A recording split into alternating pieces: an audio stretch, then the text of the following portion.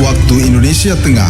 Inilah Radio Republik Indonesia Bau-Bau dengan Warta Kepton, berita seputar Kepulauan Buton. Jadi data kita hari ini untuk DTKS ini untuk Kota Bau-Bau sebanyak 77.133.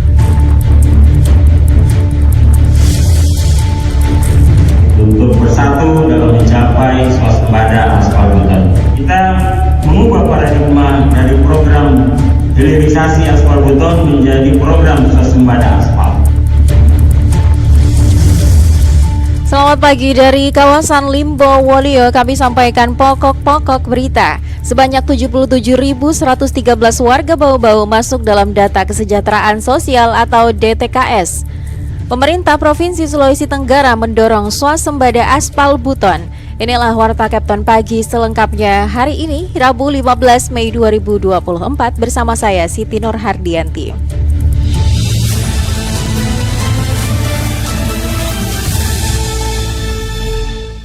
Berita yang pertama, sebanyak 77.113 warga Bau-Bau masuk dalam data kesejahteraan sosial atau DTKS. Puluhan ribu warga ini praktis memenuhi syarat sebagai penerima beragam bantuan sosial. Mengenai hal itu, Afriansyah melaporkan. Jadi data kita hari ini untuk DTKS ini untuk Kota Bau-Bau sebanyak 77.133 jiwa.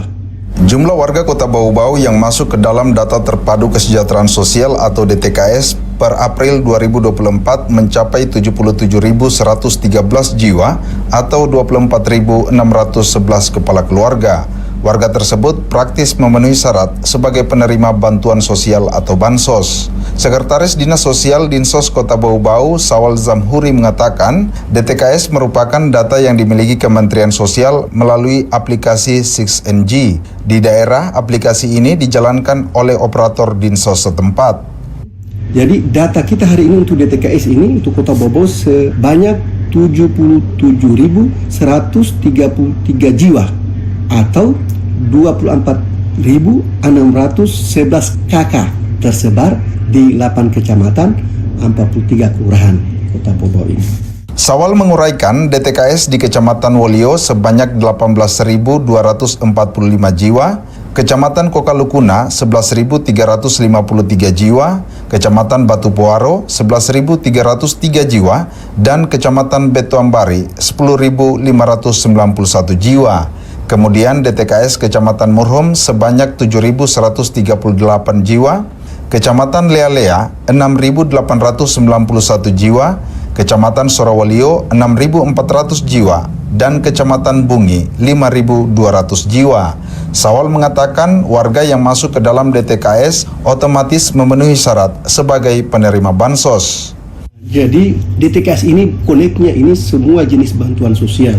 Ini bisa mendapatkan kartu Indonesia Sehat, kartu Indonesia Pintar, terus bansos. Bansos ini ada PKH, ada bantuan pangan non tunai. Terus juga yang masuk dalam DTKS ini juga itu bisa mendapatkan subsidi lampu PLN. Terus bisa juga mendapatkan untuk Runtilahu, rumah tidak layak huni. Ia mengatakan seorang warga bisa diusulkan masuk dalam DTKS apabila memenuhi kriteria miskin sesuai keputusan Menteri Sosial nomor 146 tahun 2013. Di antaranya penghasilan di bawah Rp600.000 per bulan. Dikatakan Sawal, warga bisa melaporkan ke kantor kelurahan setempat bila memenuhi kriteria keputusan Menteri Sosial tersebut. Nantinya pendamping sosial dan aparat kelurahan akan melakukan verifikasi dan musyawarah kelurahan. Setelah itu, kata Sawal, jika memenuhi syarat dituangkan dalam berita acara dan oleh aparat kelurahan mengusulkan ke Dinsos disertai buktinya. Dinsos Bau-Bau selanjutnya akan menginput data tersebut di aplikasi 6NG. Reporter RRI Bau-Bau, Afriansa melaporkan.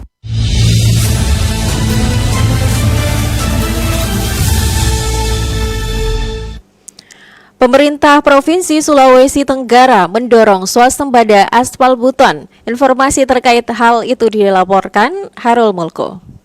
Untuk bersatu dalam mencapai swasembada aspal Buton. Kita mengubah paradigma dari program hilirisasi aspal beton menjadi program swasembada aspal. Pemerintah Provinsi Sulawesi Tenggara mendorong terjadinya swasembada aspal di Sulawesi Tenggara, mengingat Buton memiliki kekayaan aspal alam terbesar dan terbaik di dunia. Hal itu disampaikan Sekretaris Daerah Pemprov Sultra, Asron Lio, saat membacakan sambutan PJ Gubernur Sultra Anda Budi Revianto saat membuka Lokakarya Nasional memperingati 100 tahun aspal Buton yang digelar di Kota Bau-Bau Selasa pagi. Asron Lio menyebutkan dalam Lokakarya Nasional ini agar memasukkan program ekstraksi atau hilirisasi aspal Buton ke dalam proyek strategis nasional. Walaupun program hanya berfokus pada komoditas ekspor dan aspal lebih cenderung menjadi komoditas impor, namun dengan meningkatkan kualitas produksi lokal serta melihat deposit aspal alam di Pulau Buton yang mencapai 652 juta ton, hal ini patut dipertimbangkan.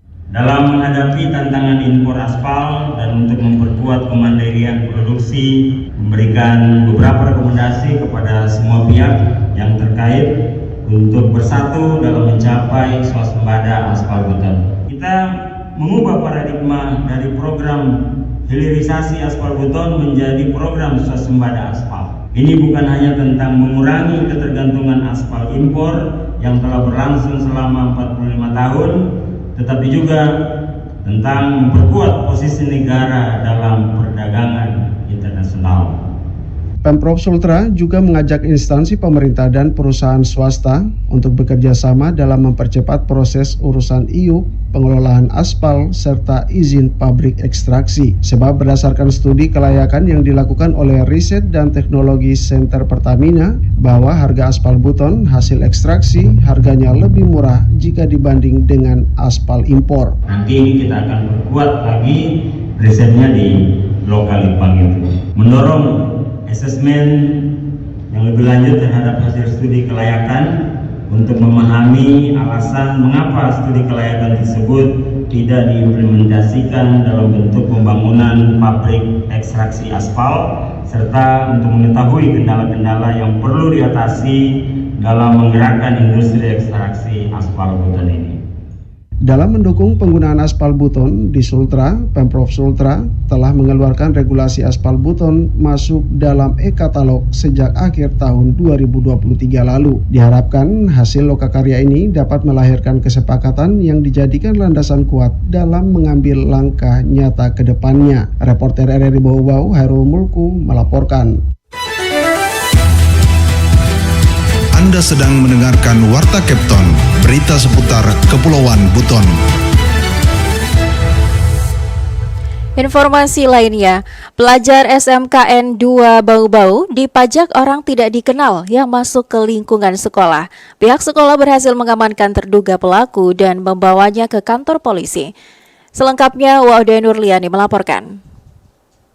Sejumlah pelajar di SMK Negeri 2 Bau-Bau mengaku dipalak 3 pemuda yang sengaja masuk ke lingkungan sekolah sebelum aktivitas belajar mengajar. 3 pemuda tersebut terekam CCTV sekolah masuk SMK Negeri 2 Bau-Bau pada Rabu 8 Mei sekira pukul 6.30 WITA menggunakan 1 unit sepeda motor metik dan berboncengan 3. Berdasarkan pantauan CCTV, ketiganya masuk lewat gerbang utama dan memarkirkan motornya tepat di samping musola. Setelah parkir, para remaja ini berpencar mencari sasaran untuk meminta uang pelajar, namun belum sempat mengumpulkan rupiah. Aksi mereka digagalkan oleh 2 orang guru yang saat itu datang lebih awal dibantu penjaga sekolah. Ketiganya pun lari berhamburan hingga meninggalkan sepeda motornya yang masih terparkir rapi di lingkungan sekolah. Kepala SMK Negeri 2 Bau-Bau, Rusdi, mengungkapkan ketiganya bukanlah merupakan pelajar di sekolahnya.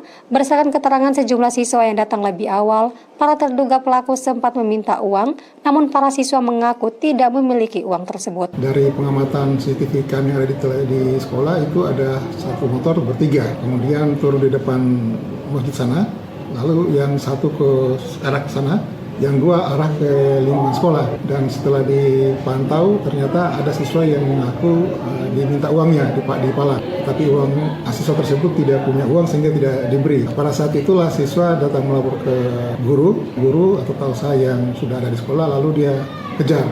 Karena dikejar, ditanya-tanya, mereka tinggalkan motornya di sekolah. Jadi motornya itulah yang ditahan di sekolah. Lanjut Rusdi, pihak sekolah sempat meminta keterangan 1 dari 3 terduga pelaku. Kepada pihak sekolah, mereka mengaku mencari kamar kecil untuk buang air. Namun pengakuannya terbantahkan oleh keterangan siswa yang kala itu dimintai uang oleh para terduga. Ketiganya pun terlihat dalam keadaan mabuk. Selain dari raut wajah, tercium pula dari aroma badan dan mulut ketiganya saat menjelaskan kepada guru yang tengah memintai keterangan. Rusdi menambahkan, setelah ditahan di sekolah, ketiganya pun diangkut pihak kepolisian untuk proses lebih lanjut. Ia mengaku tindakan pemalakan di lingkungan sekolah baru terjadi lagi setelah beberapa tahun tidak ada kejadian kriminal di lingkungan SMK Negeri 2 Bau-Bau. Demi pengamanan, Rusdin menjelaskan sejak beberapa bulan terakhir telah melengkapi titik rawan dan sudut sekolah dengan kamera pengintai. Tujuannya untuk memantau kemungkinan tindakan kriminal baik antara siswa maupun pihak luar yang sengaja membuat gaduh aktivitas belajar mengajar.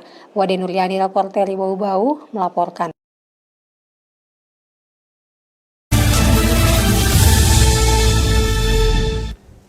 Berita yang terakhir, PJ Wali Kota Bau-Bau Muhammad Rasman Manafi resmi melantik Laode Fasikin sebagai PJ Sekretaris Daerah Kota Bau-Bau menggantikan Saido Bonsai. Pengambilan sumpah jabatan berlangsung di Aula Palagimata Selasa pagi. Muhammad Rasman mengatakan pelantikan ini menindaklanjuti surat keputusan Gubernur nomor 100.3.3.1/182 tahun 2024 tanggal 7 Mei 2024 tentang penunjukan penjabat sekretaris daerah Kota Bau-Bau, Provinsi Sulawesi Tenggara. Melalui keputusan tersebut, Laode Fasikin SPI MSI ditunjuk sebagai penjabat sekretaris daerah Kota Bau-Bau di samping tugas jabatan definitifnya selaku staf ahli Gubernur bidang pemerintah hukum dan politik Provinsi Sulawesi Tenggara.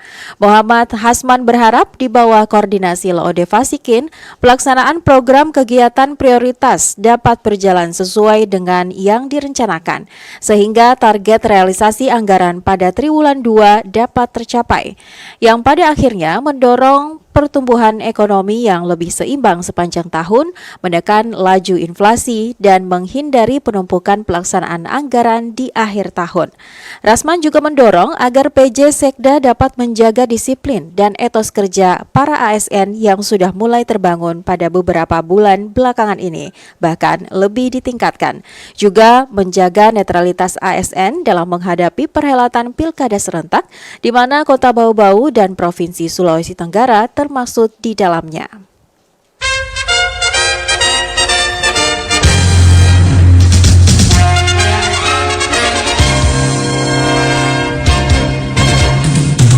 Pendengar, sebelum kami akhiri Warta Kapten pagi ini, kembali kami sampaikan pokok-pokok berita.